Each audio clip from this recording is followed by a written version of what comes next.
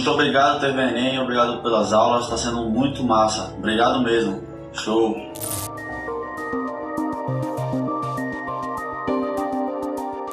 Tudo bem com vocês? Professor de História, Luciano Silva, trazendo para vocês hoje o Império Carolíngio. O Império Carolíngio, um império designado e provento dos povos bárbaros. Logo dentro desse contexto, a gente vai entender que o Império Carolíngio ele se dá já no período que conhecemos como Idade Média, certo? Então a gente vai trazer aqui para vocês hoje os conceitos voltados à Alta Idade Média e à Baixa Idade Média, certo? Só que o Império Carolíngio ele vai ter o seu desenvolvimento, ele vai ter o seu conhecimento, né, dentro da Alta Idade Média, porque falaremos e teremos algumas concepções voltadas às invasões bárbaras. A descentralização política é quando Roma é atacada pelos bárbaros e, com isso, as pessoas que viviam em um ambiente urbano partem para a vida campesina, a vida no campo. Então isso concede um processo de ruralização da sociedade e, com isso, primeiro o processo da formação do feudalismo e assim também a consolidação da igreja. Então o Império Carolíngio vai estar dentro desse contexto e que é o império que teve maior longevidade dos povos bárbaros, certo? Então com isso a gente vai entender que os povos bárbaros eram povos que viviam fora das fronteiras, que não tinham como referência a base cultural greco-romana. Então, e um dos povos mais conhecidos como os bárbaros eram os germânicos. Era o principal grupo, mas tínhamos também outros grupos, como os suevos, lombardos, teutônicos, francos, godos, visigodos, ostrogodos, vândalos, burgúndios, anglos e saxões. Então, o principal grupo mais conhecido era o germânico, e entre outros grupos que habitavam dentro dessa concepção dada pelos romanos como os bárbaros, porque eram considerados bárbaros todo aquele que não tinha dentro do seu conceito cultural, dentro da sua estrutura que chamamos de cultura, a condição greco-romana. A economia desses povos bárbaros era agropastoril. A ausência de comércio e moeda era algo também muito relevante dentro desses povos, né? A condição também, a ausência de escrita, eram politeístas. Inicialmente não tinham conceito de propriedade privada. O poder político, certo, era envolvido com as castas de guerreiros. O direito, né? Aqui a gente vai ver, né, o direito consuetudinário. Quer dizer, era baseado nas tradições, certo? E temos o comitatus, que era o laço de dependência com os guerreiros. E esse comitatus foi um ponto crucial para as invasões bárbaras, principalmente ao Império Romano, que já estava na sua decadência, e Roma sofre os principais ataques. E assim a gente tem o que a história considera o fim do Império Romano e o começo da Idade Média. Então, o Império Carolíngio, ou Reino Cristão dos Francos, é onde hoje a gente conhece como a atual França, atual Estado francês. O único reino bárbaro, o único que foi relativamente duradouro, quer dizer, deixou um legado, deixou uma história, deixou uma marca na sociedade europeia.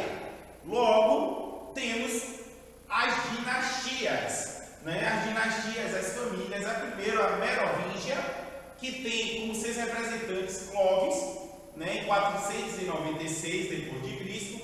E Clovis tem uma grande importância, porque Clovis, dentro da dinastia Merovingia, vai trazer a conversão ao cristianismo. Olha que interessante, meus alunos. Por que eu estou falando dessa condição da conversão ao cristianismo? Porque Roma, no seu final, vendo a possibilidade e um grande contestamento da população mais pobre que vivia na zona urbana e já passava por sérias crises financeiras e econômicas dentro desse contexto, logo eu trago para vocês esse processo de conversão ao cristianismo como uma forma de dar um alento à população que estava em estado de miséria. Então, a dinastia merovíngea aproveita esse contexto e traz também para o Império Carolíngio a conversão ao cristianismo. Logo também, um grande feito da dinastia merovingia é a conquista da região da Gália, uma região importante dentro do processo da conquista e da estruturação desse Império Carolíngio. Também outra situação que a dinastia merovingia vai trazer é o processo de ruralização. A vida urbana deixa de ser prioridade dentro do Império Carolíngio, onde os povos eram considerados bárbaros, certo? Que nesse momento sai desse estágio para o desenvolvimento social e onde é adotado o processo de ruralização. Quer dizer, as pessoas começam a viver do campo. E a viver do campo e a tirar o seu sustento do campo. Outra coisa interessante também, que a gente vai ver na dinastia merovingia, é a distribuição de terras, mas não entre a população vigente, e sim entre o clero, que é a representação da igreja, que nesse momento está convertida ao cristianismo, e a nobreza.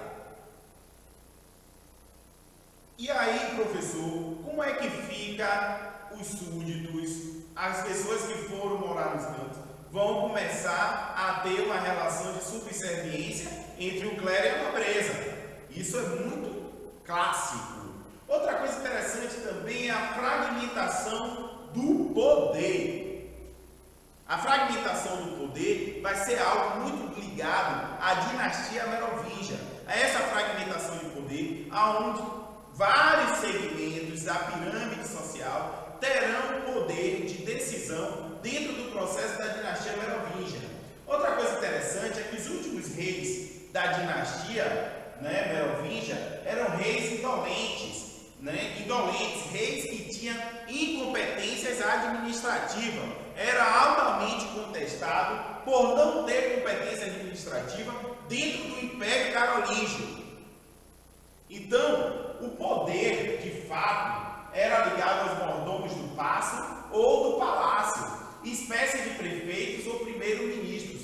Então, decorrente a essa incompetência administrativa desses reis, principalmente ligada à dinastia merovingia, quem dava o comando eram os mordomos do paço ou do palácio, que eram pessoas que eram mais ligadas aos reis, eram pessoas que conheciam a intimidade dessas pessoas, logo detinham do controle do poder por ter uma competência administrativa maior. Então, Carlos Martel, em 732, ele faz um bloqueio aos árabes na França, que é a Batalha dos Poitiers. Logo, essa batalha vai trazer o seguinte, porque a gente já começa a entender que dentro desse contexto, os árabes partem do Oriente para ocupar a região ocidental. E Carlos Martel, ele bloqueia a entrada de árabes na França. E isso já provoca uma segregação, porque esses árabes vão procurar outros lugares para se estabelecerem, principalmente no lugar que vamos chamar de Península Ibérica, certo? Dando continuidade, a dinastia carolíngia, ela vai trazer, logo de início, o rei Pepino o Breve. Por que Pepino o Breve, meus alunos? Porque Pepino o Breve, ele era, pequeno. A estatura dele não era alta, era uma estatura pequena e que levou a ter esse apelido, Pepino o Breve. E seu reinado ele dura de 751 d.C. a 768. E qual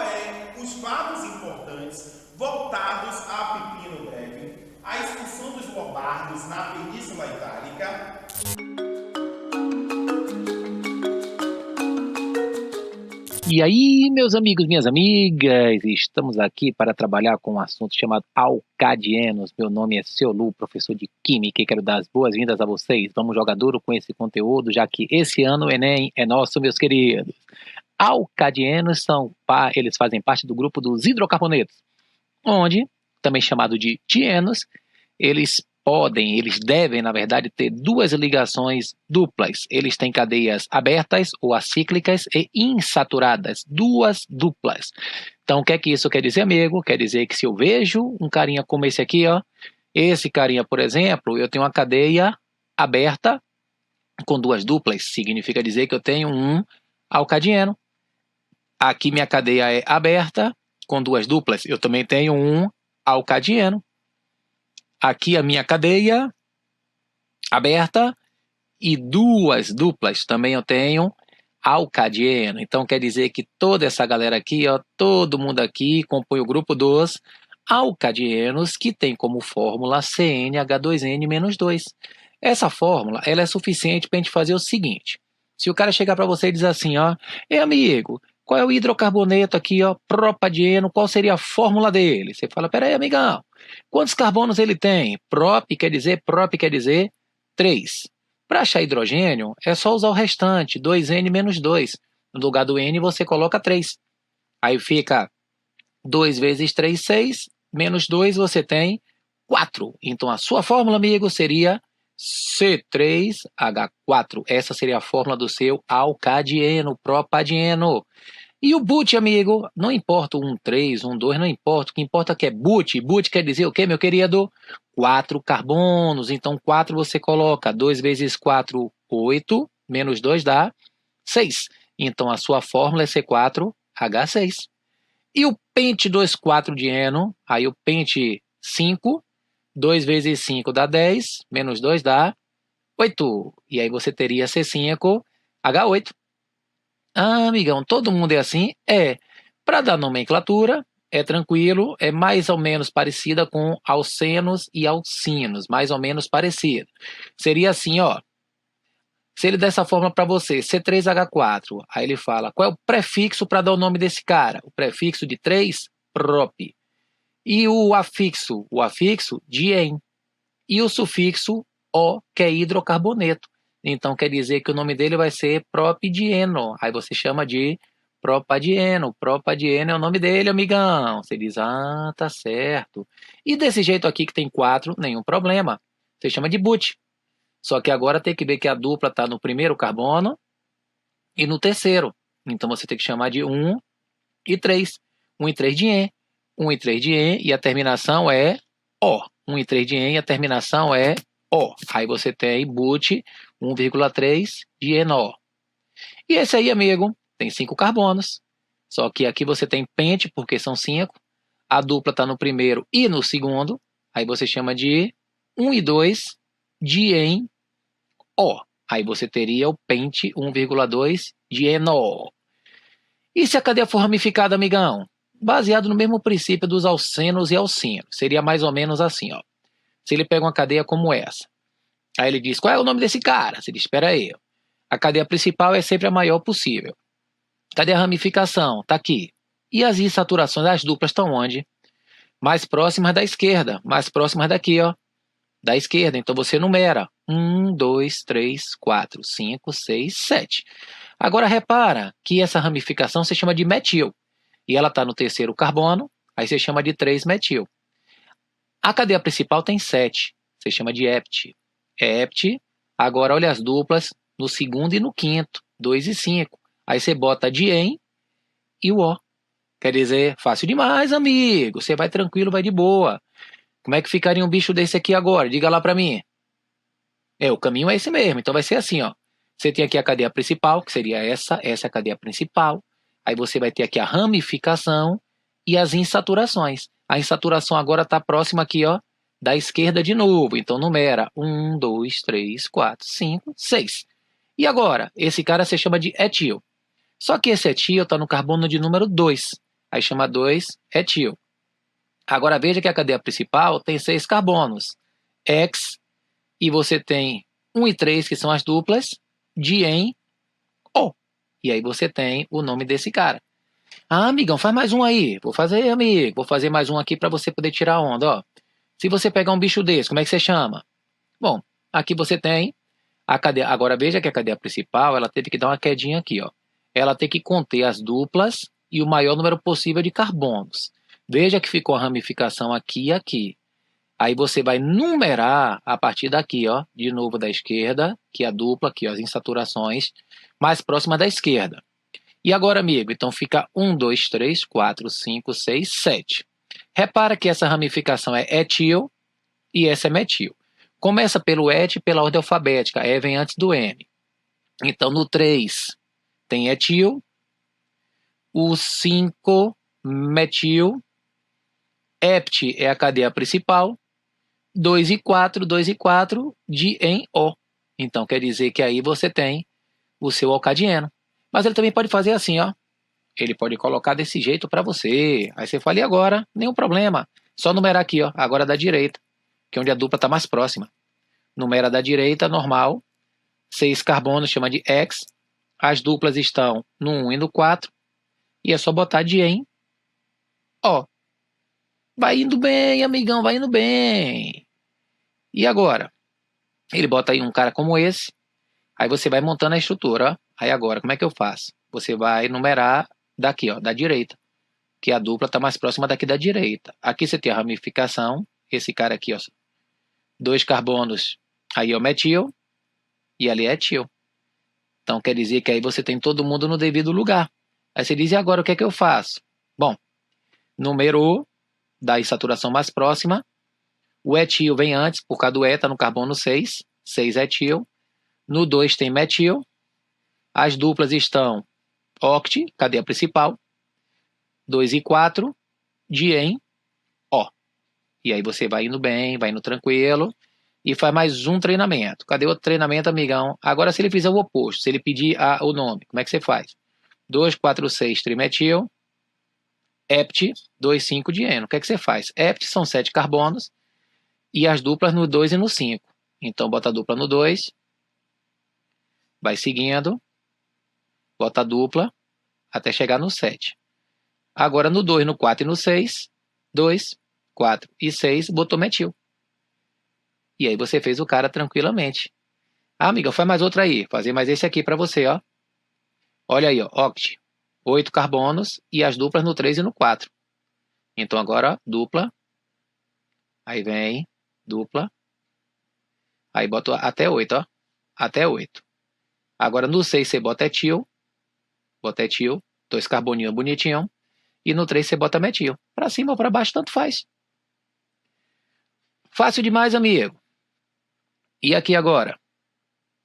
Como é que você faz? Pente 5 carbonos e as duplas no 1 e no 3.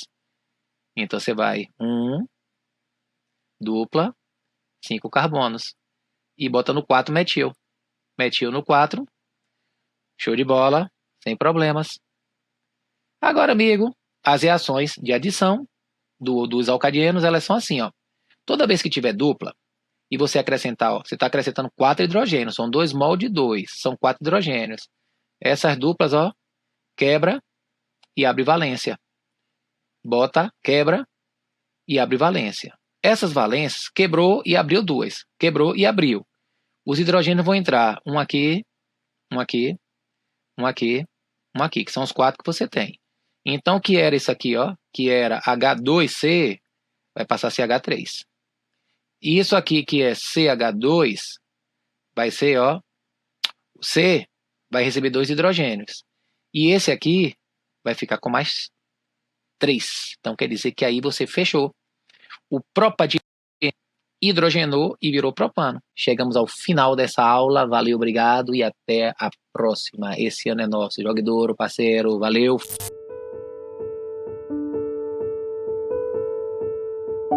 Olá, tudo bem? O tema de hoje é xenofobia, que significa o repúdio, o ódio, o medo de imigrantes.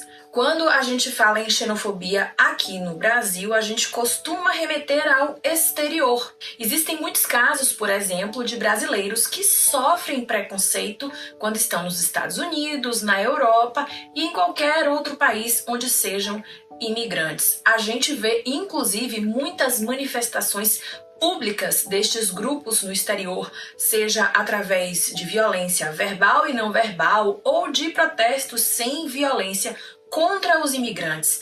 Muitos destes grupos alegam que as pessoas que são de outro país, os estrangeiros que vão morar e não apenas fazer turismo em seu país, estão ali e acabam subtraindo, roubando, no termo deles, a vaga de emprego de um local, a vaga na universidade de um jovem residente morador original daquele país. Alegam que a criminalidade aumenta, alegam que os gastos públicos também aumentam porque o governo acaba precisando prestar suporte. Claro que existem muitas questões sociais aí envolvidas. Há os imigrantes que vão legalmente para o país e podem trabalhar, podem estudar, que são os que eles alegam que roubam as vagas, mas isso a gente sabe que não existe. E há aqueles que vão ilegalmente. Os que vão ilegalmente passam por maior dificuldade para conseguir um emprego que pague bem, para conseguir plano de saúde. Muitos não conseguem, ficam pelas ruas e aí acabam os que vão ilegalmente, precisando às vezes recorrer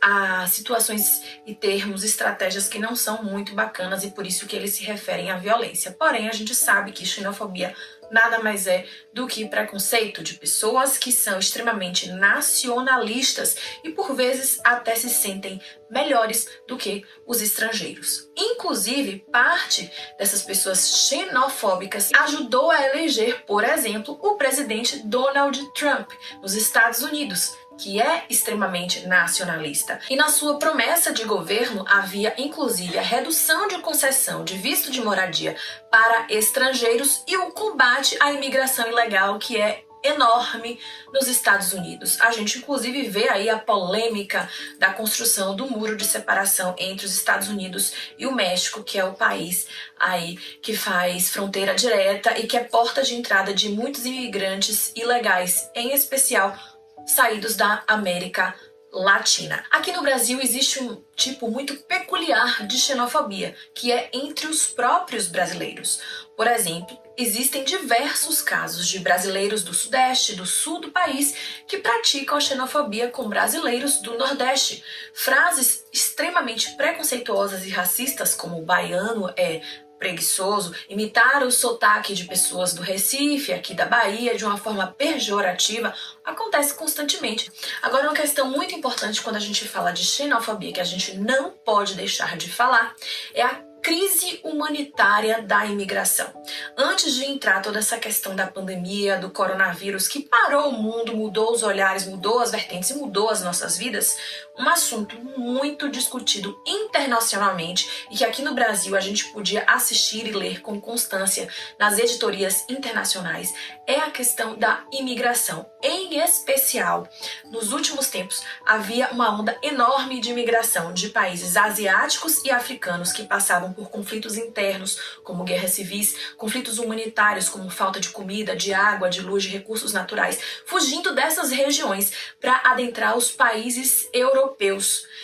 Muitos receberam, mas muitos fecharam as fronteiras, porque houve um número enorme de pessoas fazendo migração dessas regiões. Inclusive, isso tornou-se olhos de todo o mundo quando aconteceram catástrofes em alto mar ou em terra, principalmente em alto mar. E as imagens, as fotografias correram o mundo de crianças mortas, pessoas amontoadas em barcos pequenos que não têm condição nenhuma de ir para o alto mar, mas foi a única maneira que eles encontraram de fugir de uma guerra civil, de fugir de uma perseguição política, de fugir da fome e da miséria. E era um assunto em debate, era um assunto pauta mundial até a chegada do coronavírus. Por isso, pode sim, facilmente ser, por exemplo, tema da redação do Enem, e se não tema da redação do Enem, porque eu acredito que vai ser algo ligado à pandemia,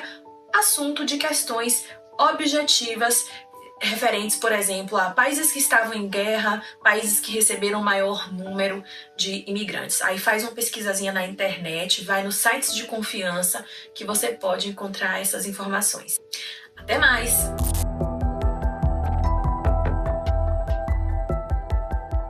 Olá, galera da TV Enem, tudo bem? Eu sou o Zé Carlos Bastos e tenho muita satisfação em estar aqui participando desse projeto maravilhoso. E hoje nós vamos falar daquele que é considerado o iniciador da literatura brasileira. É exatamente isso o que eu estou falando, Gregório de Matos Guerra, o notabilíssimo canalha, o boca do inferno, aquele escritor que em pleno século XVII, ele escreveu poemas que ainda hoje, infelizmente, são extremamente atuais. Quando o poeta, na sua sátira, que é um dos conteúdos mais cobrados nos vestibulares e, sobretudo, claro, também no Enem, quando Gregório de Matos, ele diz que falta nesta cidade verdade, que mais por sua desonra, honra, falta mais que se lhe imponha vergonha, o demo a viver se exponha, por mais que a fama exalta, numa cidade onde falta verdade, honra, vergonha.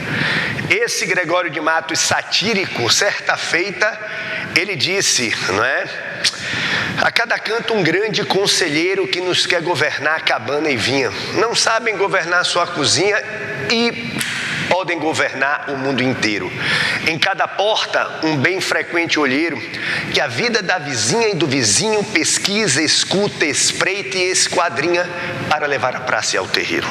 Muitos mulatos desavergonhados, trazidos sob os pés, os homens nobres, posta na palma toda a picardia, estupendas usuras nos mercados, todos os que não furtam, muito pobres. E eis aqui a cidade da Bahia. Moçada linda, presta bastante atenção. Gregório de Matos foi um poeta que, através da sua sátira, não se esqueçam, a sátira de Gregório de Matos é a parte mais original da sua produção literária. Ele não assinou nenhum texto em vida, mas essa sátira era declamada, as pessoas anotavam, punham debaixo das portas. Então você observa a importância sociológica. O Enem já cobrou isso aqui em questões passadas. Gregório de Matos Guerra, através da sátira, ele fez uma rajada, uma metralhadora de críticas que atingiu desde a base da pirâmide social até o topo, quando Gregório de Matos, ele criticava, na verdade, o próprio governador. Isso lhe custou muito, ele foi expulso daqui, foi para a África, voltou podendo só permanecer em Recife. Então esse poeta, não nos esqueçamos, Gregório de Matos, isso para a prova é muito importante, ele fez poesia satírica, uma poesia carregada de palavrões, uma poesia que ainda choca, são termos chulos, é uma poesia agressiva, é uma poesia incisiva, uma poesia muitas vezes burlesca. Ele fez uma poesia lírico-filosófica. Ele era um confesso fã, quem na verdade não é, de Luiz Vaz de Camões, o grande poeta português. E Gregório de Matos, ele vai trazer esse desconcerto do mundo.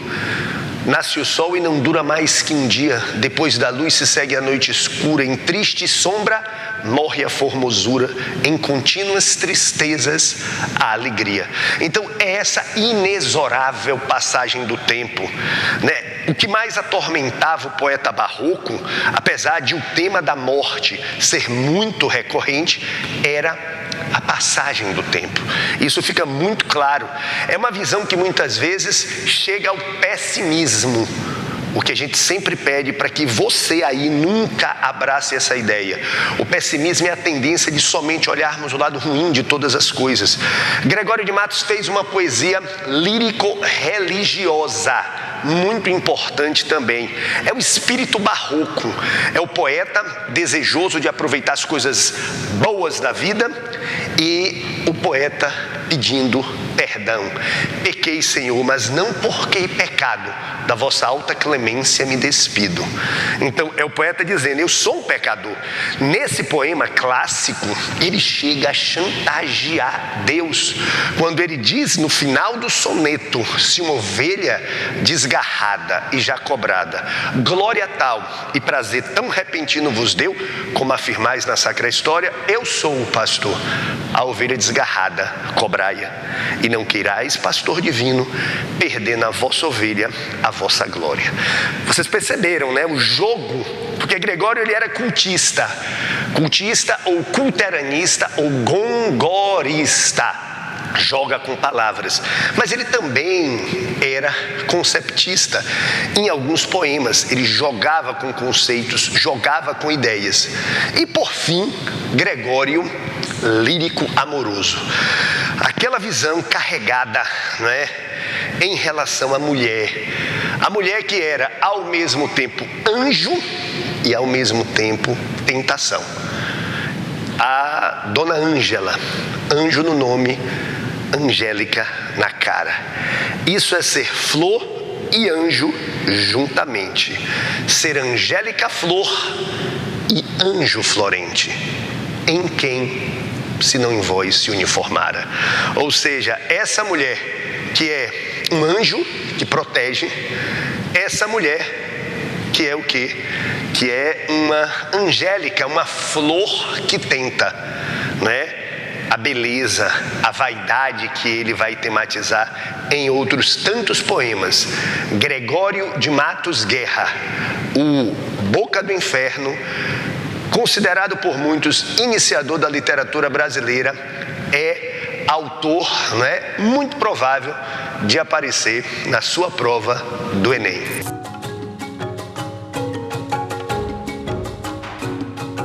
Olá, turma, tudo bem? Professor Denis, professor de matemática, e hoje nós vamos falar sobre um conteúdo que cai no seu Enem. Proporção, se ligue para você acabar com as questões da sua prova do Enem. Linha 1, o que vem a ser proporção? Proporção nada mais é do que igualdade entre duas ou mais razões. Nada mais, nada menos do que isso. Preste bem atenção comigo aqui, venha comigo aqui, ó.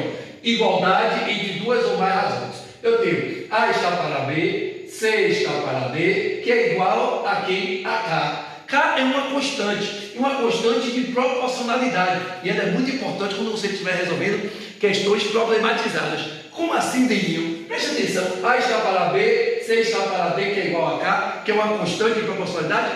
Observe aqui comigo, ó, eu tenho um meio, 1 está para 2, é igual a 2 está para 4, porque se eu simplificar 2 quartos, eu vou encontrar de novo o quê? Um meio. Então eu posso dizer que isso aqui, ó, é igual a 1 meio, que esse 1 meio nada mais é do que o meu, a minha K, o meu constante de proporcionalidade. Então, galera, isso é bem claro. Isso é igual a isso, que é igual a K.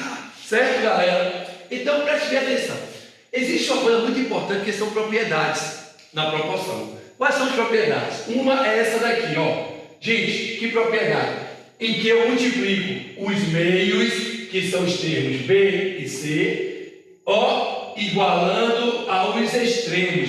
Então eu posso dizer que o produto dos meios é igual ao produto dos extremos. Então, B vezes C é igual a A vezes D. Sempre o produto dos meios é igual ao produto dos extremos, onde meios e extremos são nada mais, nada menos do que os termos de uma proporção. Então isso aqui é muito importante. Se é importante, eu guardo aonde? No coração. Sempre lembrando, o produto dos meios é igual ao produto do que deriam dos extremos. Ok, galera? Ou conhecido mais como cruz, credo, né? Geralmente.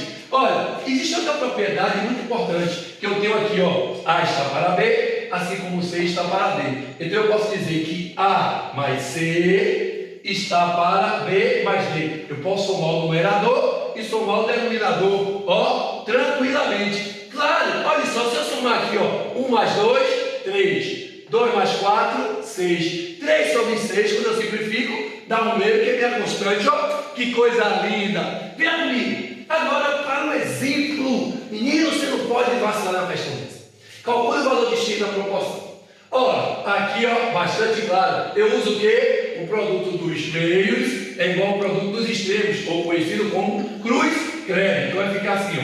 3 vezes x é igual a 2 que multiplica quem? X mais 1. Ó, Deninho, o que é que eu faço agora? Multiplico 3 vezes x, 3x é igual, e agora eu faço a distributiva. Ó, 2 vezes x e 2 vezes 1. Vá, 2 vezes x, olha campeão, 2x, mais 2 vezes 1, 2. Que coisa linda, o que é que eu faço? Jogo o 2x para cá, mudou de membro, muda de sinal. 3x menos 2x é igual a 2. 3x menos x dá x, x é igual a 2. Acabou, Denil, acabou, que coisa linda, ó, acabou. Então, o valor de x é igual a quê? A 2. Ó, agora eu quero falar para vocês uma questão muito importante no ano de 2011, a questão do Enem, da prova azul, questão 66, que diz assim, ó, nos últimos 5 anos, 32 mil mulheres de 20 a 24 anos foram internadas nos hospitais do SUS por causa de AVC. Entre os homens da mesma faixa etária, houve 28 mil internações pelo mesmo motivo. Já tem uma razão. Ó, qual é a razão? Eu tenho 32 mil que foram as mulheres e 28 mil que foram os homens. Pronto. Aí ele me diz assim, suponha que nos próximos 5 anos haja um acréscimo de 8 mil nas internações das mulheres e que o acréscimo de internação de homens por AVC ocorra na mesma proporção. De acordo com as informações dadas, o número de homens que seriam internados por AVC nos próximos 5 anos corresponde a... Ora, se ele diz no problema que suponha que nos próximos 5 anos haja um acréscimo de 8 mil nas internações das mulheres, ó, igual, será 32 mil, passou para 40 mil. E aqui, ó, e os homens, não sei, x. E agora, Deninho, tranquilidade. E aí, ó, eu faço cruz, credo aqui, ó, rapidinho, ó, cruz, credo, ou o produto dos meios é igual ao produto dos extremos. Mas antes disso, eu posso simplificar aqui, ó, por 4, para facilitar. Então vai ficar 8 sobre 7 é igual a 40 sobre x. Aí, ó, 8 vezes x, 8x, é igual a 280. Logo, x é igual a 280 dividido por 8. Logo, x é igual a 35. Então vai ser de quanto? 35 mil. Que coisa linda! Então a resposta é letra D da sua prova. Que coisa linda, ó! 35 mil. Ok, gente? Bom, vamos ver a próxima questão aqui que fala sobre. Ó, Enem 2018, prova nova. Ele fala o seguinte. Um mapa é a representação reduzida e simplificada de uma localidade. Essa redução que é feita com o uso de uma escala. Se ele fala de uma escala, eu sei o seguinte, ó, Deninho. Escala é igual, ó, a Deninho sobre Denão. O que é Deninho é o comprimento do papel. O que é Denão? Comprimento real, que é verdadeiro. Então, nunca esqueça. Escala é igual a Deninho sobre Denão. Olha que coisa linda. Vá. E aí ele diz assim. Certo mapa tem escala de 1 para 58 milhões. Ó, 1 está para 58 milhões. Ora. Beleza. Aí ele diz assim. Considere que nesse mapa o segmento de reta, está aqui no mapa, mede 7,6. Ele pergunta, a medida real em quilômetros, ele quer o comprimento real. Se ele quer o comprimento real, ele quer Deninho ou Denão? Lógico que ele quer saber Denão. Então, Denão, que é o comprimento real, eu deixo aqui, e o Deninho é 7,6. Pronto, mas está em centímetros. Eu opero em centímetros e depois transformo em quilômetros. E agora, Deninho, agora é fácil. Acabou a questão. fazendo o cruz credo, ou o produto dos meios é igual ao produto dos extremos, D não vezes 1, tá? D não. E 58 milhões. Olha, coisa linda.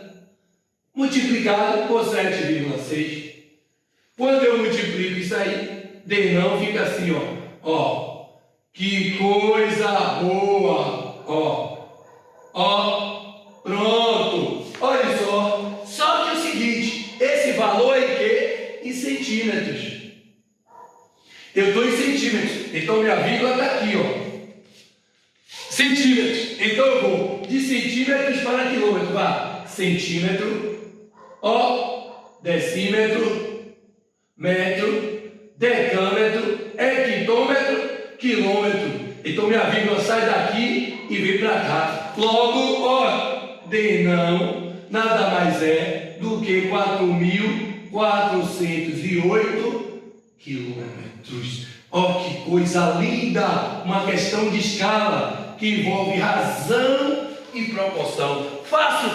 Galera, é isso aí. Espero que na prova do Enem vocês possam arrasar. Um beijo no coração de vocês e até a próxima com o professor Denil da Bahia de Matemática. Beijo, galera!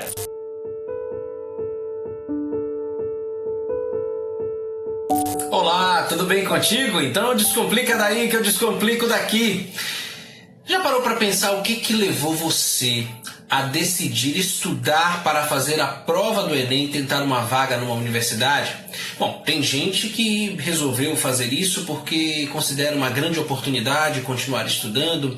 Outras pessoas entendem que é sim uma grande oportunidade de se intelectualizar, de se desenvolver. Mas tem gente, viu, que está mesmo preocupada com o ganho, o din-din. Está preocupado num futuro diferente, em proporcionar, quem sabe, uma vida diferente para os familiares e para si mesmo, né? Poder comprar algo que deseja, poder inclusive manter a estabilidade ou cuidar da estabilidade da própria vida ou cuidar de algum parente. O fato é que a PNAD contínua, aquela pesquisa nacional por amostras de domicílios do IBGE, que eu comentei no nosso encontro anterior, esta mesma pesquisa chega com informações sobre salários e principalmente a diferença salarial entre pessoas que possuem ensino fundamental, ensino médio e ensino superior. E eu já te adianto, viu?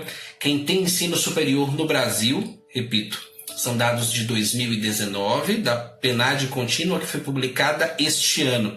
Então, quem tem nível superior do Brasil já chega a ganhar 6 vezes mais que as pessoas que têm apenas ensino fundamental. É isso mesmo que você ouviu. Olha a diferença salarial. As pessoas que tinham nível médio no ano passado não ganhavam sequer, em média, um salário mínimo. Recebiam R$ 911. Vamos lembrar que o salário mínimo no Brasil em 2019 era de R$ 988. Quando o assunto é ensino médio, as pessoas que tinham ensino médio completo, algumas chamam aí de segundo grau completo ainda, né? Ainda um termo muito utilizado anteriormente, o valor era em média R$ 1.472. Já quem tem nível superior, recebia em 2019 até R$ 5.108, são números, repito, de 2019. Quando a gente fala de Brasil, quando a gente discute aí a renda média pelo país, quem mora no Sudeste recebeu 61,9% maior do que quem mora no Nordeste. Obviamente, isso mexe bastante no custo de vida, né? Isso faz com que o custo de vida na região Sudeste aumente bastante, mas não deixa de destacar uma diferença bastante grave e que merece sua atenção, principalmente nas provas de redação, quando for discutir sobre isso, tá certo? No Sudeste, o salário médio era de R$ 2.572 em 2019, no Centro-Oeste, R$ 2.480, no Sul, R$ 2.428, no Norte, R$ 1.687 e, acredite, o Nordeste ficou lá na lanterninha com 1.588. Espero que sirva para você fazer uma baita reflexão sobre o assunto e saber um pouco mais sobre os números que falam sobre o nosso país. É fundamental para a gente poder entendê-lo. Um forte abraço e até a próxima.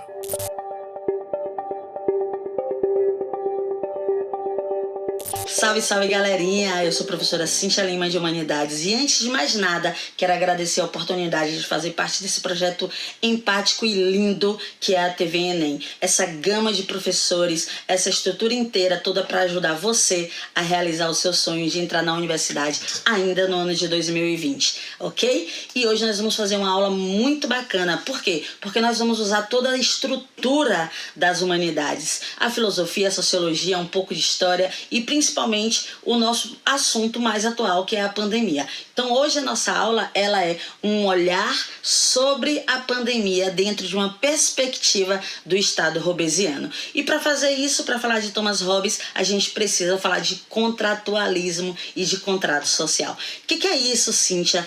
Contratualismo, basicamente, é a passagem do estado de natureza ou do estado chamado primitivo para o estado social. Ou seja, contratualismo basicamente postula as relações de estado, as relações de que a partir de agora o homem é visto como um ser civil, como um ser social e passa-se a ter uma estrutura social, passa-se a ter uma estrutura de governo, uma legitimidade de governo, onde o estado de natureza que não tinha leis, que não tinha regras, que não tinha moralidades, porque não havia, de certa forma, uma determinação de quem o conduzia, né? Mesmo a gente sabendo que as monarquias, que os impérios, mesmo a gente sabendo que a Igreja Católica medieval, que o poder, né, de dominação em todos os tempos controlou muito bem o seu povo ou população, a gente não tinha uma estrutura social. Pela primeira vez, através do contrato social, a gente estabelece uma legitimidade de governo, uma legitimidade em sua estrutura de sociedade. Nós agora somos indivíduos e somos civis, ou seja, a cidadania está aí apregoada nesse conceito de contrato social. A ideia de defender o Estado que vai se originar por um consenso de pessoas em torno de vários elementos que formam esse Estado, ela é essencial para garantir a existência da própria sociedade e principalmente dos nossos direitos, da nossa liberdade e de tudo aquilo que a gente precisa para ter uma vida digna, né? Enfim, o Bertrand Russell, eu não disse o Rousseau, aquele que fez o Bom Selvagem, que diz que o homem nasce bom, a sociedade corrompe, que também é contratualista. Mas nós estamos falando do Estado na perspectiva de Hobbes.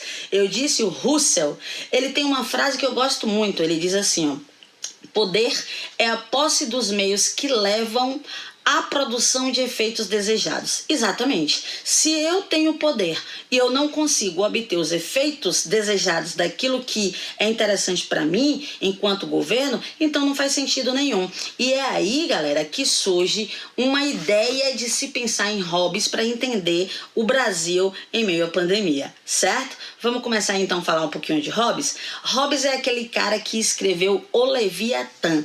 O Leviatã é uma metáfora bíblica, né, que significa o grande monstro invisível.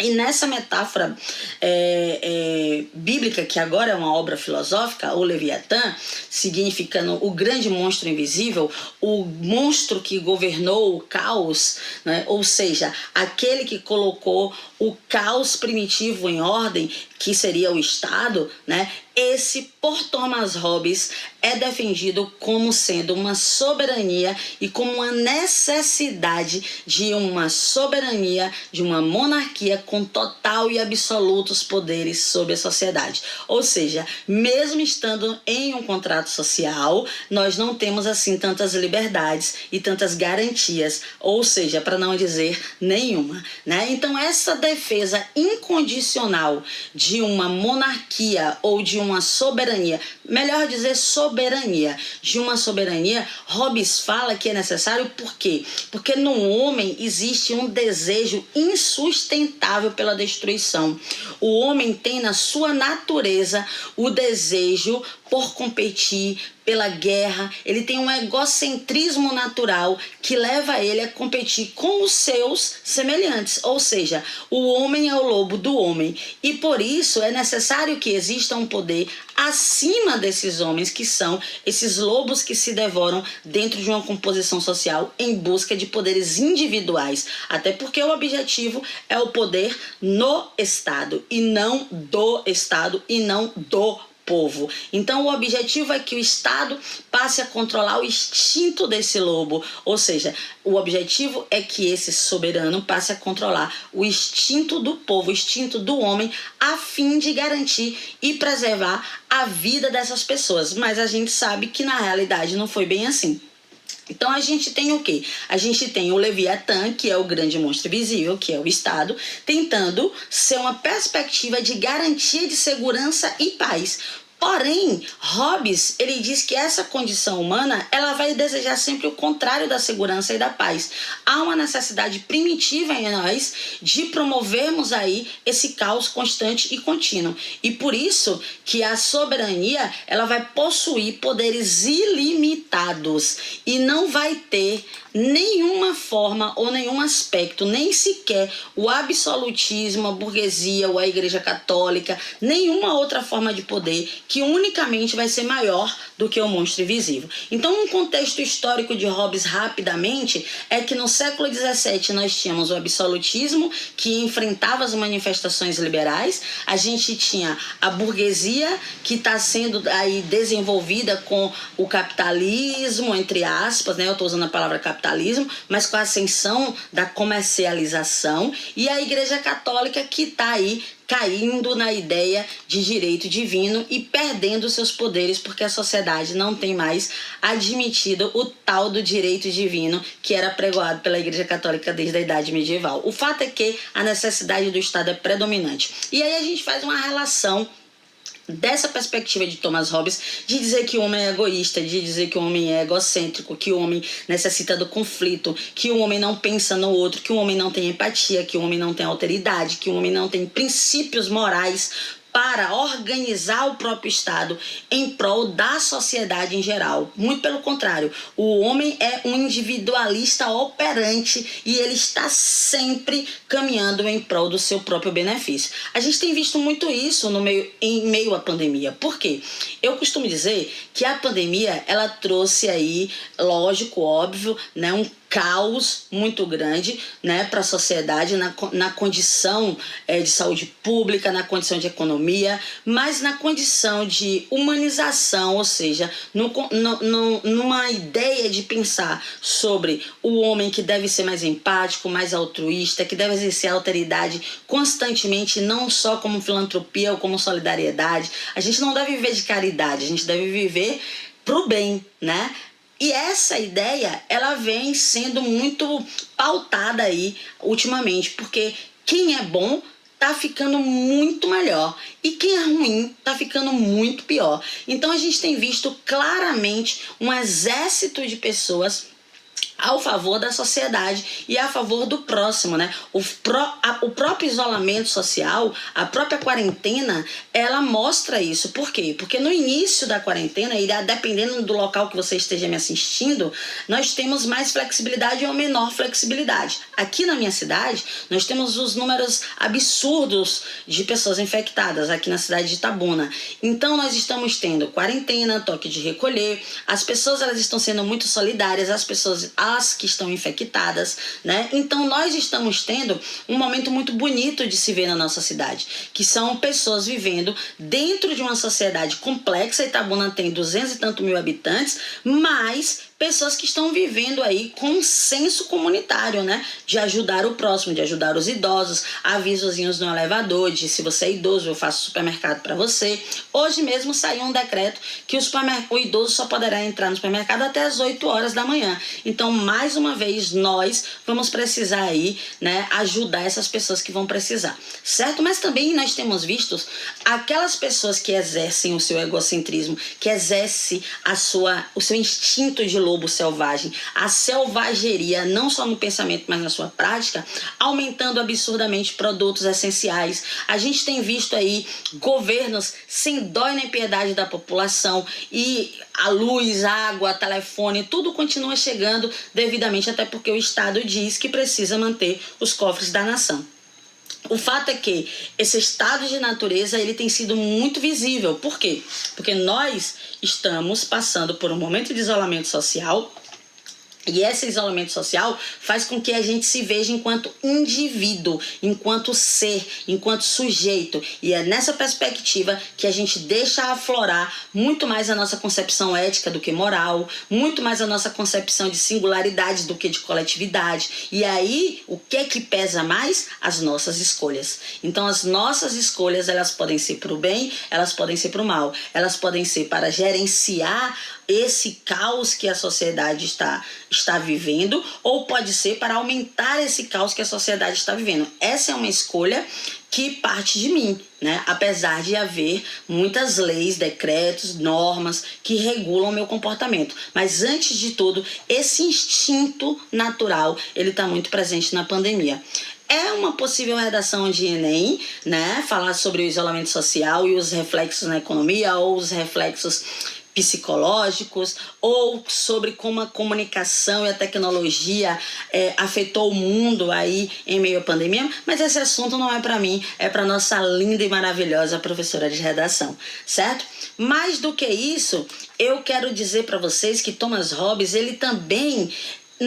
Thomas Hobbes é um cara atemporal, né? Ele está presente aí desde sempre. A partir do momento que ele fez a sua obra, nunca mais ele deixou de estar presente na realidade das reflexões filosóficas e sociológicas. Um exemplo disso é o filme O Poço, que acabou de viralizar aí, né, na Netflix, ficou em primeiro lugar no Brasil, e o filme O Poço fala muito, né, dessa forma de viver dentro de uma circunferência onde o meu instinto, ele precisa, né, devorar aquele que está ao meu lado, causando um caos, seja lá somente ali, ou um caos genérico, para, né, que essa normalidade aconteça. Então, no filme O Poço, a gente viu que as leis, as normas e as regras, elas não funcionam muito, né? Por isso que a gente vê que aquela sociedade que é a cadeia, que é totalmente controlada, é muito mais controlada pela mente do indivíduo e pelo instinto do próprio indivíduo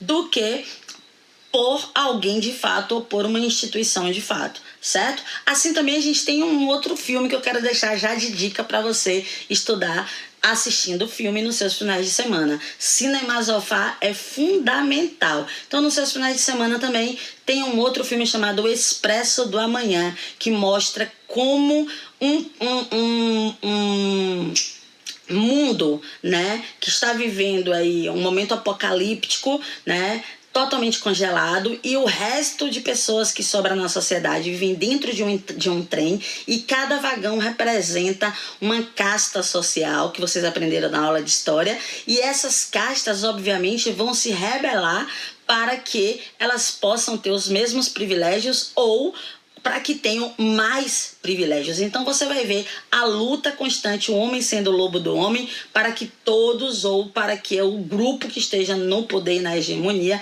tenha os melhores privilégios desse vagão. Então os dois filmes que eu deixo aqui para vocês hoje como dica é O Poço e o segundo, O Expresso do Amanhã.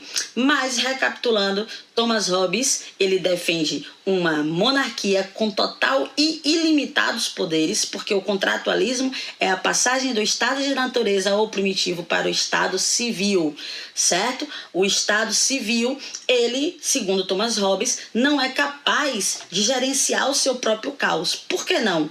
Porque o homem é o lobo do homem. E com essa selvageria natural que existe em cada indivíduo, é necessário que o Leviatã, que é o grande monstro invisível, controle a sociedade para que ela não se autodestrua. Enfim, hoje a gente fez uma aula sobre Thomas Hobbes, passeando um pouquinho aí sobre a pandemia que está acontecendo nesse momento no mundo, e basicamente fazendo reflexões filosóficas em como o ser humano, o sujeito, tem feito escolhas éticas ou morais para transformar a vida mais caótica ou menos caótica. Eu sou Cíntia Lima, professora de Humanidades, e volto em breve com mais uma dica de Enem para vocês. Um beijo, salve, salve! Muito obrigado, TV Enem, obrigado pelas aulas, está sendo muito massa. Obrigado mesmo. Show!